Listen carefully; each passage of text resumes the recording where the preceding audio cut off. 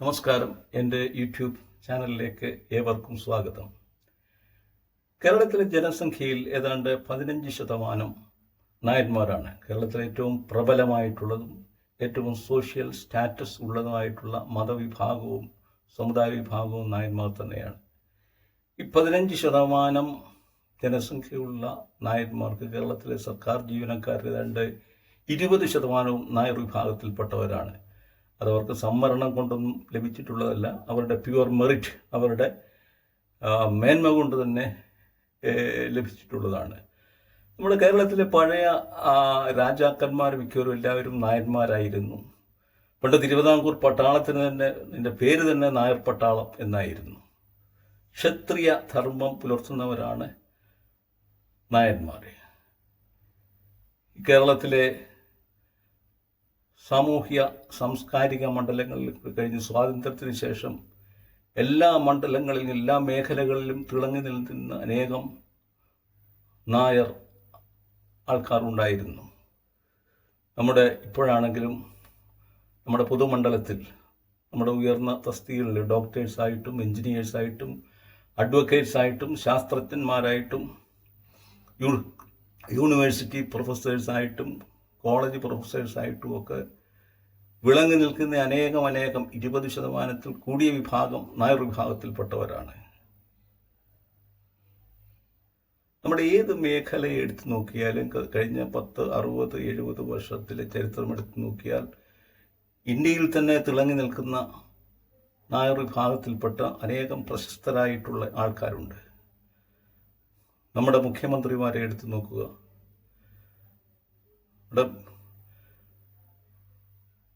നമ്മുടെ മുഖ്യമന്ത്രിമാരിലെ അച്യുതമേനോൻ, അതുപോലെ നായനാർ, PK വാസുദേവൻ നായർ, പട്ടം താണുപിള്ള, ഇവരൊക്കെ പ്രശസ്തരായ വ്യക്തികളായിരുന്നു. നായനാർ എന്ന് പറയുന്ന വിഭാഗം നായർ വിഭാഗത്തിൻ്റെ ഒരു സബ് കാസ്റ്റായിട്ട് തന്നെയാണ് വരുന്നത്. പട്ടം താണുപിള്ള വളരെ പ്രതാപിയായിട്ടുള്ള ഒരു മുഖ്യമന്ത്രിയായിരുന്നു. അദ്ദേഹത്തിൻ്റെ മന്ത്രിമാരെയൊക്കെ വെറും ക്ലാർക്കുമാരെ പോലെയാണ് കണ്ടിരുന്നത്. അന്നത്തെ ഉപമുഖ്യമന്ത്രിയായിരുന്ന ശങ്കറിനെ അദ്ദേഹം വിളിച്ചിരുന്ന ചങ്ങര എന്നാണ്. അത് തന്നെയായിരുന്നു അവർ തമ്മിലുള്ള സംഘർഷത്തിനും കോൺഫ്ലിക്റ്റിനും കാരണം. അവസാനം പട്ടം താണുപിള്ള ഇവിടുന്ന് മുഖ്യമന്ത്രി സ്ഥാനം രാജിവെച്ച് പഞ്ചാബ് ഗവർണറായിട്ട് പോകേണ്ടി വന്നു. അച്യുതമേനോൻ ഏറ്റവും ജ്ഞാനിയായിട്ടുള്ള മുഖ്യമന്ത്രിയായിരുന്നു. ഏതാണ്ട് 7 വർഷത്തോളം അദ്ദേഹം കേരളത്തിൻ്റെ മുഖ്യമന്ത്രിയായിട്ടിരുന്നു. രാഷ്ട്രീയ നേതാക്കന്മാരിലും മന്ത്രിമാരിലുമൊക്കെ വളരെ പ്രശസ്തന്മാരായിട്ടുള്ള മുടിചൂടാ മന്നന്മാരായിട്ടുള്ള ആൾക്കാരുണ്ടായിരുന്നു. ഇടത് സഹയാത്രികരായിരുന്ന അന്ന് മന്ത്രിമാരായിരുന്ന MN ഗോവിന്ദൻ നായർ, ചന്ദ്രശേഖരൻ നായർ, ഇവരൊക്കെ നല്ല വിവരവും കഴിവുമുള്ള വിദ്യാഭ്യാസവുമുള്ള മന്ത്രിമാരായിരുന്നു. അതുപോലെ ബാലകൃഷ്ണപിള്ള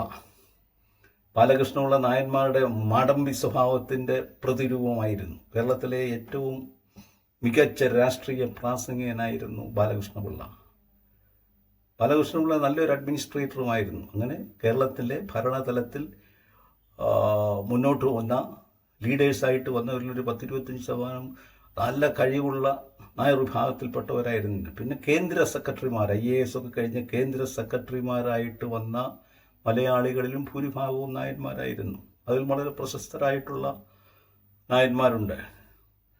VP മേനോൻ, ആദ്യകാലത്ത് സ്വാതന്ത്ര്യാനന്തര കാലഘട്ടത്തിലെ ഒരു കേന്ദ്ര സെക്രട്ടറി ആയിരുന്നു VP മേനോൻ. അതുപോലെ കേന്ദ്രത്തിൻ്റെ ഹോം സെക്രട്ടറിയായി തീർന്ന ഗോപാലകൃഷ്ണ പിള്ളൈ, അതുപോലെ PM ചന്ദ്രശേഖർ, ആനന്ദ ബോസ്, ഇവരെല്ലാവരും കേന്ദ്ര സെക്രട്ടേറിയറ്റിൽ അത്യുന്നത പദവികളിലെത്തിയ നായർ സമുദായങ്ങളാണ്. ക്യാബിനറ്റ് സെക്രട്ടറി, IAS ഏറ്റവും അത്യുന്നത പോസ്റ്റിലെത്തിയ 2 മലയാളികളെ ഉള്ളൂ. TN ശേഷനും അതുപോലെ KM ചന്ദ്രശേഖറും. TN ശേഷൻ പാലക്കാട്ടുകാരനായിരുന്നു. പക്ഷെ അദ്ദേഹത്തിന് ഒരു 6 മാസമേ ക്യാബിനറ്റ് സെക്രട്ടറി ആയിട്ട് ഇരിക്കാനുള്ള സമയം കിട്ടിയുള്ളൂ. പക്ഷെ KM ചന്ദ്രശേഖർ, പാലക്കാട്ട് മേനോനായിരുന്ന KM ചന്ദ്രശേഖർ 4 വർഷം മൻമോഹൻ സിംഗിൻ്റെ കാലത്ത് ക്യാബിനറ്റ് സെക്രട്ടറി ആയിരുന്നു. പിന്നെ കേരളത്തിലെ IAS, കേരളത്തിലെ ചീഫ് സെക്രട്ടറിമാർ കഴിഞ്ഞ 10-70 വർഷം കേരളത്തിൽ ചീഫ് സെക്രട്ടറിമാരായിരുന്നവരിൽ ഒരു 40-50% നായർ മേനോൻ വിഭാഗത്തിൽപ്പെട്ടവരാണ്. അടുത്ത ഒരു 10-25 വർഷത്തിൽ എടുത്തു കഴിഞ്ഞാൽ ദീർഘകാലം ചീഫ് സെക്രട്ടറിമാരായിട്ട് ഇരുന്നവരാണ് നമ്മുടെ CP നായർ, രാമേന്ദ്രൻ നായർ, അതുപോലെ രവീന്ദ്രൻ നായർ. ഇവരൊക്കെ വളരെ പ്രശസ്തനായി തീർന്ന ചീഫ് സെക്രട്ടറിമാരായിരുന്നു. ഇവരൊക്കെ IASകാരായിരുന്നു മാത്രമല്ല, ഇവരൊക്കെ നല്ല സാഹിത്യകാരന്മാരായിരുന്നു. CP നായരൊക്കെ വലിയ ഹാസ്യ സാഹിത്യകാരനായിരുന്നു. രാമേന്ദ്രൻ നായർ ഒരു ദാർശനിക ആയിരുന്നു. അപ്പോൾ അത് കഴിഞ്ഞ് നമ്മൾ നോക്കിക്കഴിഞ്ഞാൽ കേരളത്തിലെ മെട്രോമാൻ ശ്രീധർ, കൊങ്കൺ റെയിൽവേ സ്ഥാപിച്ചും ഡൽഹി മെട്രോ സ്ഥാപിച്ചതുമായിട്ടുള്ള മെട്രോമാൻ ശ്രീധരൻ, പുള്ളി പാലക്കാട്ട് നായരായിരുന്നു. VSSCയുടെ ചെയർമാൻമാരായിട്ടുള്ള 2 മലയാളികളേ ഉള്ളൂ. ഒന്ന് ശ്രീ സോമനാഥ്, അതുപോലെ ശ്രീ ഡോക്ടർ മാധവൻ നായർ, ഡോക്ടർ സോമനാഥ് എന്നിവർ 2 പേർ മാത്രമേ VSSCയുടെ ചെയർമാൻമാരായിട്ടുള്ളൂ. അതുപോലെ നോക്കിക്കഴിഞ്ഞാൽ നമ്മുടെ സാഹിത്യ മണ്ഡലത്തിലെ അധികായന്മാരെന്ന് പറയുന്നവരെ എല്ലാം നായർ വിഭാഗത്തിൽപ്പെട്ടവരായിരുന്നു. VKN, അതുപോലെ MT വാസുദേവൻ നായർ, തകഴി ശിവശങ്കരപ്പിള്ള, ഇവരൊക്കെ നായർ വിഭാഗത്തിലെ അത്യുന്നതന്മാരായിരുന്നു. സിനിമാ മേഖലയിൽ നോക്കിക്കഴിഞ്ഞാൽ അധികായനായ മധു ഒരു മാധവൻ നായരായിരുന്നു. അതുപോലെ സുരേഷ് ഗോപി, മോഹൻലാൽ, ഇവരൊക്കെ ആ വിഭാഗത്തിൽപ്പെട്ടവരാണ്. ഇങ്ങനെ വളരെയധികം പളപളപ്പുള്ള കേരളത്തിലെ ഒരു സമുദായമാണ് നായർ വിഭാഗം. ഈ നായർ വിഭാഗത്തിൻ്റെ സാമൂഹ്യ സാംസ്കാരിക ജീവിതത്തിലേക്ക് ഇഴുകിച്ചേർത്തിരിക്കുന്നവരുടെ ഒരു സാമൂഹ്യ സംഘടനയാണ് നായർ സർവീസ് സൊസൈറ്റി. 1915 തോന്നുന്നു മന്നത്ത് പത്മനാഭൻ, അധികായനായിട്ടുള്ള മന്നത്ത് പത്മനാഭനാണ് നായർ സർവീസ് സൊസൈറ്റി സ്ഥാപിച്ചത്. അന്ന് പോലും അദ്ദേഹത്തിന് ഏതാണ്ട് ടീച്ചേഴ്സ് ട്രെയിനിങ് കോഴ്സും അന്നത്തെ മജിസ്ട്രേറ്റ് പരീക്ഷയൊക്കെ പാസ്സായ വ്യക്തിയായിരുന്നു മന്നത്ത് പത്മനാഭൻ. അത് കഴിഞ്ഞ് NSSൻ്റെ ജനറൽ സെക്രട്ടറിമാരായിട്ട് വന്നിരുന്ന പലരുണ്ട്. കിടങ്ങൂർ ഗോപാലകൃഷ്ണപിള്ള, നാരായണ പണിക്കർ, കളത്തിൽ വേലായുധൻ നായർ, ഇവരൊക്കെ നല്ല 1-ാം തരം വക്കീലന്മാരായിരുന്നു. അന്ന് തന്നെ BA LLB പാസ്സായി വിജയകരമായി വക്കീലായിട്ട് പ്രാക്ടീസ് ചെയ്തുകൊണ്ടിരുന്നവരാണ്. പക്ഷേ അതിനുശേഷം 1911 ജനറൽ സെക്രട്ടറി ആയിട്ട് വന്നത് നമ്മുടെ സുകുമാരൻ നായരാണ്, G. സുകുമാരൻ നായർ ആയപ്പോഴത്തേക്കും ഇതിൻ്റെ ലീഡർഷിപ്പിൽ ഒരു മൂല്യശോഷണം വല്ലാതെ വന്നു. അദ്ദേഹത്തിന് BA ഇല്ല, LB ഇല്ല, പഴയ 10ാം ക്ലാസ്സും ഗുസ്തിയായിരുന്നു അദ്ദേഹത്തിൻ്റെ ക്വാളിഫിക്കേഷൻ. അദ്ദേഹം അതുപോലെ അവിടെ പിയൂണായിട്ട് NSSൽ പിയൂണായിട്ട് തുടങ്ങിയതാണ്. അതെല്ലാം ക്ലാർക്കായിട്ട് ജീവിതം ആരംഭിച്ചതാണ്. പടിപടിയായിട്ട് കയറി ജനറൽ സെക്രട്ടറി ആയതാണ് എന്നാണ് പറയുന്നത്. അവിടെ പിയൂണായിരുന്നോ അതോ ക്ലാർക്കായിട്ട് കയറിയതാണോ എന്ന് എനിക്കില്ല. ഏതായാലും ക്വാളിഫിക്കേഷൻ 10ാം ക്ലാസ്സേ ഉണ്ടായിരുന്നുള്ളൂ.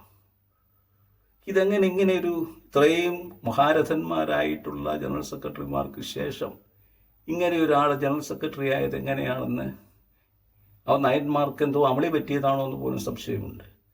ഏതായാലും ഇപ്പോഴേ അദ്ദേഹത്തിന് വയസ്സ് 19-25 വയസ്സായി. ഇപ്പം തലയ്ക്കൊന്നും വലിയ വെളിവൊന്നും ഉണ്ടെന്ന് തോന്നുന്നില്ല. ഈയിടെ അദ്ദേഹം ഒരു വിവാദമായ പ്രസ്താവന ഇറക്കി. പരിശുദ്ധമായ പമ്പയാറിൽ കൂടി തീട്ടക്കണ്ടികളാണ് ഒഴുകുന്നത് എന്നായിരുന്നു അദ്ദേഹത്തിൻ്റെ പ്രസ്താവന. ഇത് കേട്ടിട്ട് ഇതുപോലുള്ള ചളി വർത്തമാനങ്ങൾ കൂടുതലും പറയുന്ന വെള്ളാപ്പള്ളി നടേശനാണ്, SNDPയുടെ സെക്രട്ടറി ആയത്. അദ്ദേഹം പോലും മുഖുപൊത്തി എന്നാണ് കേൾക്കുന്നത്. ഇദ്ദേഹത്തിൻ്റെ ഒരു സ്വഭാവവിശേഷം, അദ്ദേഹത്തിൻ്റെ ക്വാളിഫിക്കേഷൻ കുറവാണോ എന്ന് അറിയില്ല. നല്ല വിദ്യാഭ്യാസവും കേരളത്തിൽ നല്ല പ്രശസ്തിയും ഇന്ത്യയിൽ തന്നെ വളരെ പ്രശസ്തിയും നല്ല വിദ്യാഭ്യാസവും നല്ല പദവികളും ഒക്കെ ഇരുന്ന നായന്മാരെ കാണുമ്പോഴേക്ക് പുള്ളിക്കൊരു ചെറിയ അപസ്മാരം പിടിച്ച പോലെയാണ്. ആ സമയമാകുമ്പോഴത്തേനും മന്നത്ത് പത്മനാഭൻ്റെ ആത്മാവ് പുള്ളിലേക്ക് അതിയായ പ്രവേശം ചെയ്യും. അവരെ കാണുമ്പോൾ അവർക്ക് മനസ്സമാധിയിലേക്ക് വന്നു കഴിഞ്ഞാൽ പുള്ളിയുടെ പെരുമാറ്റം ഒരു പ്രത്യേക രീതിയിലാണ്. അവരെ ആട്ടിപ്പായിക്കുക അല്ലെ അവരെ അപമാനിക്കുക എന്നുള്ള രീതിയിലാണ് അദ്ദേഹത്തിൻ്റെ സ്വഭാവം. ഇത് വിദ്യാഭ്യാസത്തിൻ്റെ വിദ്യാഭ്യാസം ഇല്ലാത്തതിൻ്റെ കുശുമ്പ് കൊണ്ടാണോ എന്ന് എനിക്കറിയില്ല. ഇത് ആദ്യമായിട്ട് ഇത് അനുഭവിച്ചത് നമ്മുടെ പ്രശസ്തനായിട്ടുള്ള ശശി തരൂരാണ്. ശശി തരൂരിൻ്റെ കാര്യം നേരത്തെ പറയേണ്ടതായിരുന്നു. കേരളത്തിലെ നായർ വിഭാഗത്തിലെ അതിപ്രശസ്തനായിട്ടുള്ള ആരാണ്. UN ഡെപ്യൂട്ടി സെക്രട്ടറി ജനറൽ ആകുകയും വലിയൊരു വിജ്ഞാനത്തിൻ്റെ ഉടമയായിരുന്ന അദ്ദേഹം മന്നത്ത് പെരുന്നയിൽ വന്നപ്പോഴത്തേക്ക് അദ്ദേഹത്തിന് വളരെ ഒരു തണുപ്പൻ സ്വീകരണമാണ് അദ്ദേഹം കൊടുത്തത്. അദ്ദേഹം പറഞ്ഞു, അദ്ദേഹം കേരള നായരല്ല, ഡൽഹി നായരാണ്, അതുകൊണ്ട് ഞങ്ങൾക്ക് അത്ര ആക്സെപ്റ്റബിൾ അല്ല എന്ന് പറഞ്ഞു. അത് കഴിഞ്ഞ് അദ്ദേഹത്തിൻ്റെ ഇൻസൾട്ടിന് പാത്രമായത് ഏറ്റവും പ്രശസ്തനായിട്ടുള്ള നല്ല വിദ്യാഭ്യാസമുള്ള സുരേഷ് ഗോപി, സിനിമാ നടൻ സുരേഷ് ഗോപിയാണ്.